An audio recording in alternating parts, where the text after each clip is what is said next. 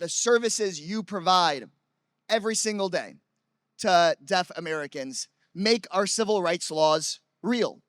Things that people... We are here to speak out why us sign language interpreters with the VRS companies are looking to get together and unionize.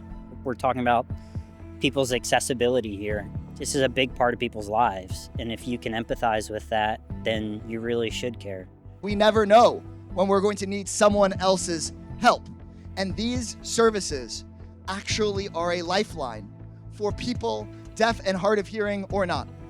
We facilitate communication between a hearing person who does not know sign language and the deaf person using sign language. We're going from 911 calls to personal calls, telling someone that their loved one passed away. There are so many things that we process that are so emotionally charged. We aren't getting the time that we need to recover from those. We're also not getting the emotional and mental and physical supports that we need to do our job effectively.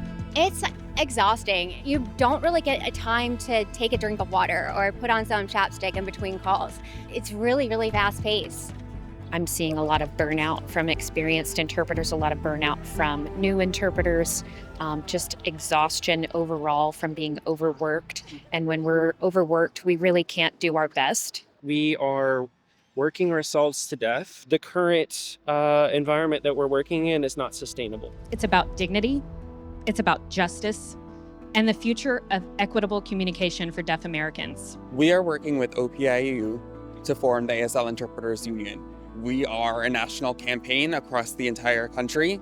We're all interpreters, and we see the harm that the current management and the private equity firms that have taken over our industry are doing to both interpreters and our deaf callers on a daily basis. Private equity has just decimated our industry. You can feel your body deteriorating, and that doesn't matter to these people. What matters is what's lining their pockets. These people have one thing in mind and one thing in mind only. How much money can we make? They're not taking into account what's best for the deaf community, what's best for the interpreters. It's all about the money. Collective action is the only way to get results because we've already tried individually and we have failed. It's just one person says, oh, change needs to happen. That's not going to do anything. If you have multiple people saying change needs to happen and then identifying where and how we can make that change collectively is how we get that done.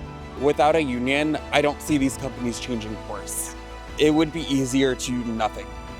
But if we don't do anything, it's just going to get worse. It's personal to me. I'm here to fight. We need better working conditions. The deaf community deserves interpreters who are not just exhausted and frustrated all the time. Giving up is not really an option. It seems like a fight that needs to be fought.